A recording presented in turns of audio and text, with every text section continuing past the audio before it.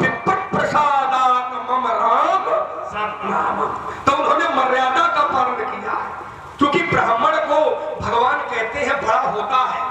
वर्णा नाम ब्राह्मणों गुरु, वर्णों में जो ब्राह्मण होता है वो गुरु होता है। गुरु माने बड़ा, तो बड़ा कर सकता है, छोटा थोड़ी कर सकता। बात तो वह है। बात तुम्हारी दोनों देखो घूम रही है। सही है। एक तरफ ये भी कहते जा रहे हो कि शंकर जी के पास गए तो शंकर जी ने त्रिशूल उठा लिया। हाँ, उठा लिया है ना।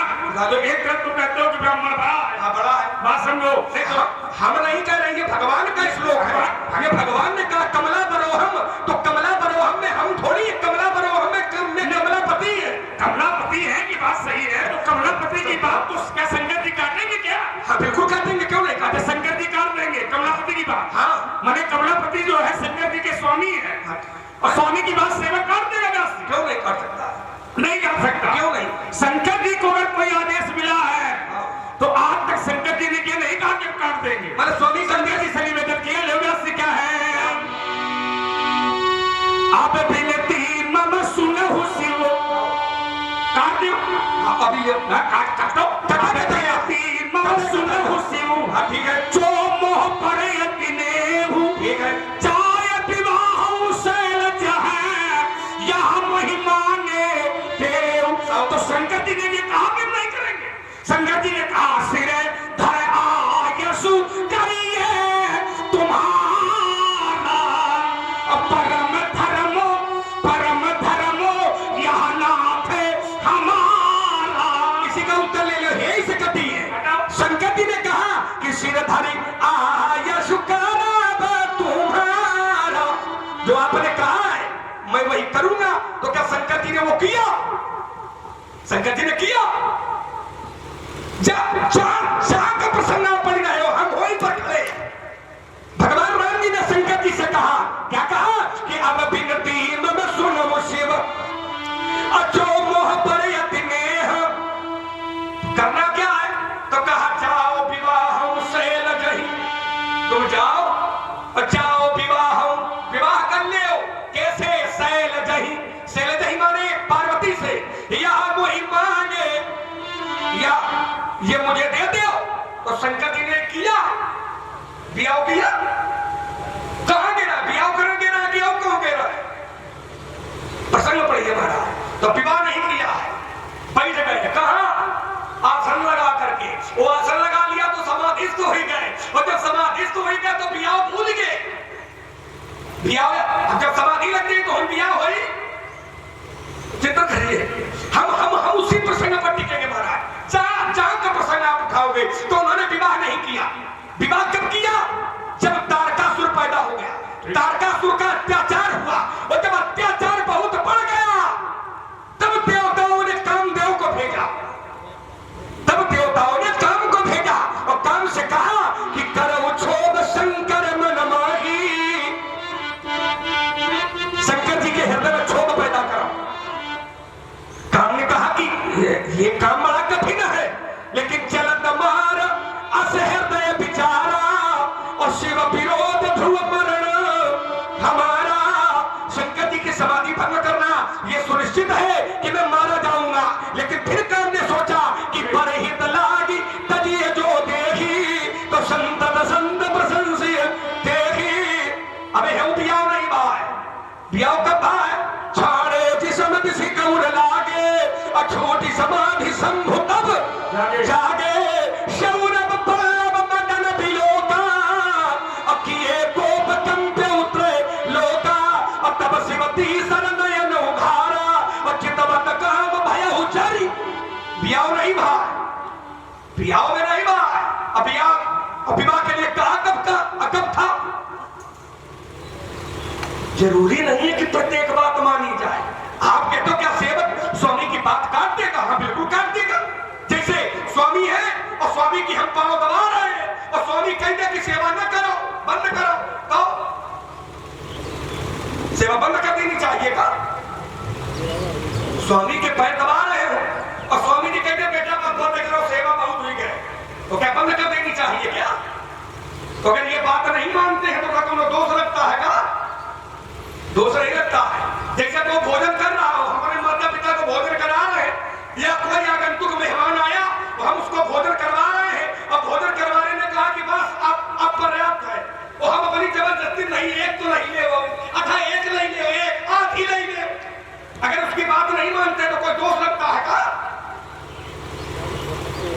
स्वामी की प्रत्येक बात न मानने में दोष लगता है, लेकिन कुछ स्थान ऐसे होते हैं जहां पर यदि स्वामी की बात भी हम नहीं मानते हैं तो हमें कोई दोष नहीं लगता है। चलिए इसको भी शास्त्र में दिए देता हूँ। हमने कहा कोई व्यक्ति अतिथि आ जाए, उसको भोजन कराया जाए, और मान लीजिए वो भोजन कर रहा है, अब हम बड़ी तरफ से कहते नहीं और ले लो, तो यही तो काम दुर्वासा के साथ लेकर कर दिया था, तो दुर्वासा ने साथ दे दिया और ले के चक्कर भाई जब हमारा पेट छक गया, अब वो बार बार हमको कहे और ले लो, तो उसमें प्रसन्नता तब तक है जब तक ये सक्षम है, तब तक तो फिर दुर्वासा ने गलता श्राप दे दिया। देखिए आप भगवान को जूठा खाना एक छड़पी का देखो ये नहीं कहा था, कथा आपने आप अगले दे रहे हैं। मैं कथा नहीं दे रहा, मैं कोई कथा सुनाने थोड़ी आया हूँ। मैं बात आपको इसलिए दे रहा हूँ कि इसी भोजन के चक्कर में तो दुर्वासा क्रोधित हो गए। एक और ले लो, ये गणिका ने थोड़ी कहा था। गणिका ने जिस समय महात्मा दुर्वासा क्योंकि विषय ही बदल दिया है, अपने सुन तो ले गए एक क्षण। लेकिन जब भगवान आए तो उन्होंने कहा कि अगर ये क्रोध कर रहे हैं तो तुमको ये ना पूछ करके स्वाद पूछना चाहिए, स्वाद। तो उसने सोचा स्वाद से प्रसन्न हो गया। सब लोग कथा हम कहीं गलत नहीं बता रहे हैं, अब सुधार होगा। नहीं, सुधार में नहीं होगा। अगर तुम्हारी बुद्धि वहां जा रही है तो वहां भी प्रसंग में चढ़े हुए, ऐसा नहीं कि हमको खिलौना है, नहीं और नहीं खिलौना तो नहीं। एक क्षण लेगा तुम्हारी बात का मैं तर्क से उत्तर दे रहा हूं, अब दूरी हुई बात दे रहा हूं। अब आपने कहा कि शंकर जी ने वहां बात नहीं मानी, ठीक है। आपने कहा समाधि लग गई, शंकर जी की समाधि लग गई, शंकर जी रमनते योगिना हो गए, शंकर जी राम नाम सुन। देखिए यदि परमात्मा का सुमिरन, परमात्मा का ध्यान, परमात्मा का सेवक यदि लगा लेता है तो इसका अर्थ ये थोड़ी है कि उसने आदेश को नहीं माना। विचार करना, तुमने कहा कि यदि मान ले स्वामी जी के पैर में सेवक दाब रहा है और स्वामी जी कहे अब न दाबो, बढ़िया है। और मान लिया स्वामी जी सो जाए, उनको नींद आ रही है, और फिर वो सेवक से पैर न दाबो, तो कहता भी दाबो। बिल्कुल उत्तर ले लो, लाइए उत्तर ले लो। देखो इसलिए मैंने कहा था कि कथा को ही आपने भ्रमित कर दिया है। आप सुन तो ले भाई, आनंद से ले, इसमें कोई हार जीत का खेल थोड़ी है। आपने कहा कि जैसे दुर्भाषा कोई किसी का पेट भर गया है, अब फिर अगर कोई कहता है एक ले लो, एक और ले लो, तो दोष महाराज फिर भी नहीं है। ये उसका भाव है कि वो आपको भरपेट भोजन कराता है, तो इसमें दोष गिनना ठीक नहीं है, और इसमें क्रोध करना भी ठीक नहीं। उसको प्रेम से आप मना करते कि भैया आप नहीं। बाकी अगर वो पूछ रहा है कि एक और ले लो, तो ये दोष नहीं है उसका, ये गुण है। क्यों? क्योंकि ये गुण होना चाहिए कि चूंकि नियम कहता है भोजन सेवा दान में, अगर कोई भोजन करावे और बार बार कहे कि और ले ले तो दोष नहीं होता है। सेवा कोई कर रहा हो और सेवा जिसकी हम कर रहे हो और वो हमको मना करे कि सेवा बंद न करो, हम फिर भी बंद न करें, ये भाव होना चाहिए व्यक्ति में। दान देते समय भी कोई मना करे कि दान न दे, तो ये बात हमको किसी को माननी नहीं है। कोई माता का है, पिता का है, भाई का है, गुरु का है, कोई का है, लेकिन अगर दान देने का मन बना लिया है और किसी ने अगर मना भी किया है तो उसकी ये बात कभी भी किसी व्यक्ति को माननी नहीं चाहिए। अगर वो व्यक्ति ये बात नहीं मानता है तो उसे कोई दोष नहीं लगता है। क्यों? एक दोहा है ऐसी कि भोजन सेवा दान में आज्ञा भंग न दोष, आज्ञा भंग न। और इसके कई उदाहरण हैं। विश्वामित्र जी है, लोगों के साथ में गुरु जी है, और विश्वामित्र जी के हम लोग पैर दबाते हैं और विश्वामित्र जी सो जाते हैं, एकदम पैर दबा रहे हैं तो फिर जग जाते हैं और फिर कहते अरे बच्चा जाओ सो जाओ, बस हुई गया सेवा। हम लोग फिर भी नहीं मानते हैं, हम फिर भी पाँव दबाते हैं। तो मानसकार को चौपाई लिखनी पड़ती है कि बार बार कहा सो बहुताता, बार बार माने कई बार, क्योंकि ये शब्द बता रहा है कि एक बार में बात का पालन नहीं हुआ है, तो बार बार मुनिया क्या दीनी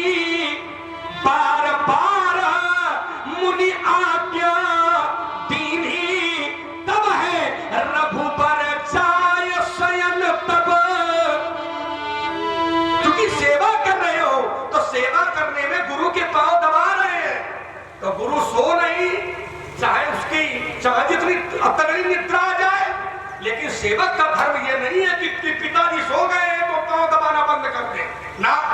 पैर दबाओ, इन्हीं पैरों में चारों धाम बसते हैं।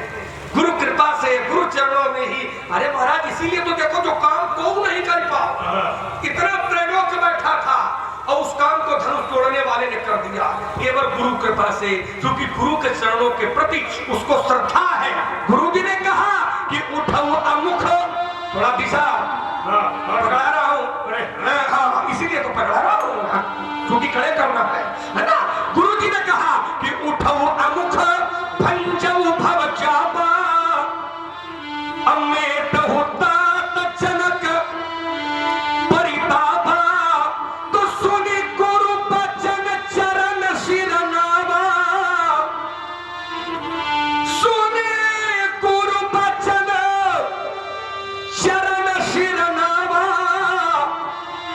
और हर्ष विषाद न कछु उरे आवा। और जिस समय एक धनुष के पास में गया यहां से, तो शास्त्र ने फिर कहा गुरु ही प्रणाम, मन ही मन कीना कीना, गुरु ही प्रणाम, मन ही मन कीना, अति लाघव उठाए धनुलीन।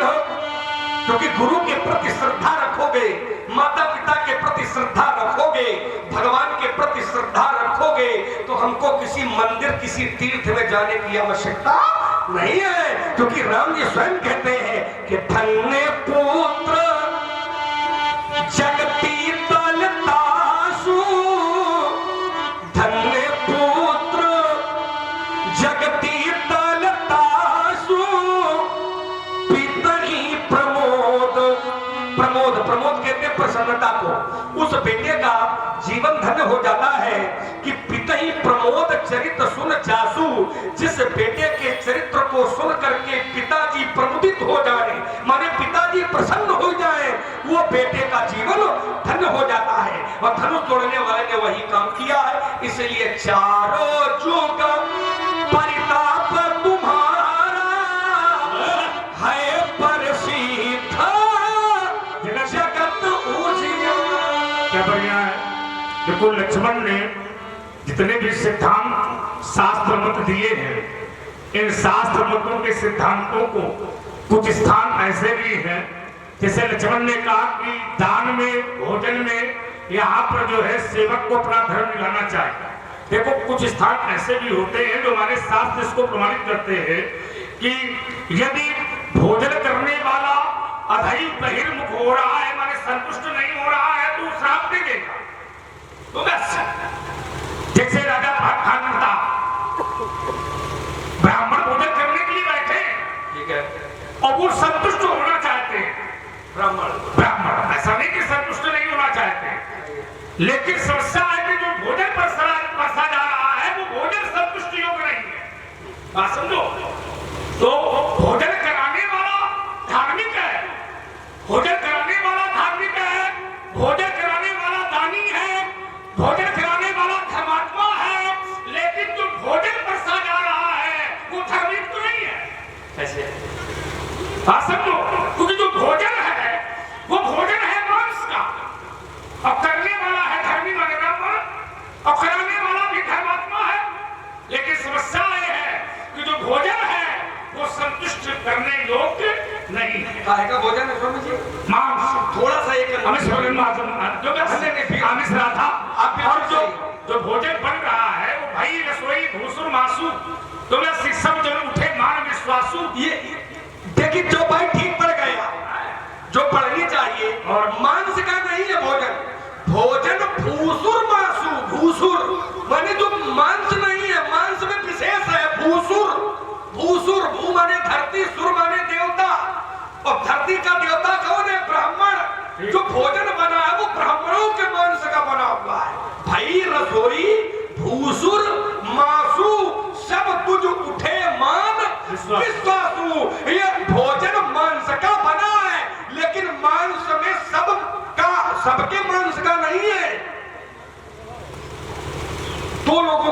मांस का भोजन है, विविध मृगिन एक मृग का मांस है और उसी मृग के मांस से भी ब्राह्मण का मांस मिला हुआ है। अब ध्यान देना थोड़ा, लेकिन परोसने वाले को नहीं मालूम है कि ये भोजन कैसा है, क्योंकि वो राजा है।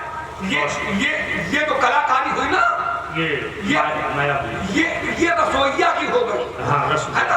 अब देखिए भोजन कराने वाला है, अब हमने अपने यहाँ सबको बुलाया, भैया आइए हमारे निमंत्रण में भोजन करिए। अब भोजन में मान ले वह सब्जी में मिर्चा झोंक दे बनावे वाला, तो ये हमारा दोष है कि बनावे वाले। बहुत सुंदर उत्तर में आप समझिए। यही राजा प्रताप भानु के साथ में हुआ। राजा प्रताप भानु जिस समय परसने लगा तो उसको ये नहीं मालूम था कि इसमें ब्राह्मण का मांस मिल गया, लेकिन जैसे परसने लगा, परसन लगे, परसन लगे जबगी मही पाला, तो भाई आकाश पानी तेरी, क्योंकि जो भोजन बनाने वाले हैं उसमें एक नहीं है, एक मुख्य बनाने वाला, दूसरा सहयोगी है। जैसे हमारे यहाँ आज भी जब कोई खाना बनाने वाला आता है तो एक मुख्य होता है, बाकी उसका चेला चापड़ होते हैं। वैसे ही रसोईया जो था वो भोजन कराने वाला अकेले नहीं आया था। एक तो वो था जो राजा से हारा हुआ राजा था, एक राजा और था जो सूकर बना हुआ था काल के, और जिस समय परेशान लगे जबगी मही पाला, तो भाई आकाश बानी दही काला। और ये कहा कि विप्रबंध उठ गृह जाहू, ओ है बढ़ानी अन्न जनी खाहू। कहा क्यों? कहा भाई रसोई भूसुर मासू, और सब तुझ उठे मान विश्वासू। सब ब्राह्मण उठ करके खड़े हो गए। अब उन्होंने जल ले लिया अपने हाथ से और राजा प्रताप भानु को श्राप दे दिया, हो निशाचर जाए तुम मूल सहित परिवार, तो पूरे परिवार सहित राक्षस हो जाओ। और जब ये श्राप मिला राजा प्रताप भानु को, तो राजा प्रताप भानु को लगा कि मैंने कुछ किया भी नहीं, मुझे श्राप मिल गया। तो भगवान को ये पीड़ा सहन नहीं हुई, तो भगवान ने आकाशवाणी कर दी कि प्रभु श्राप विचार न दीना, और नहीं अपराध फूप कछु। अरे ब्राह्मणों, तुमने राजा को जो श्राप दिया है वो विचार करके नहीं दिया है, राजा प्रताप भानु का कोई दोष नहीं है। तो अब तुम्हें संतुष्टि मिल रही होगी इससे। अब तुम्हें संतुष्टि, इसलिए मैंने ये बात रखी थी। अब जो तुमने उत्तर दिया है इससे ये प्रमाणित हो गया कि सामने वाला यदि संतुष्ट नहीं होता है तो श्राप का भोग भोगना पड़ेगा। अब एक छोटी सी बात मैं रखे देता हूँ।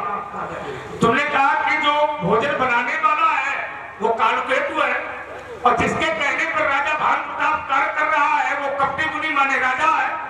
देखो, यदि राज भंडार गृह को किसी दुश्मन के हवाले कर दिया जाएगा तो उस प्रजा को फिर भूखों मरना पड़ेगा। ये नियम है हमारे यहाँ, राजतंत्र लोकतंत्र। यदि राजतंत्र का भंडार गृह किसी शत्रु के हाथ में दिया जाता है तो फिर ज्यादा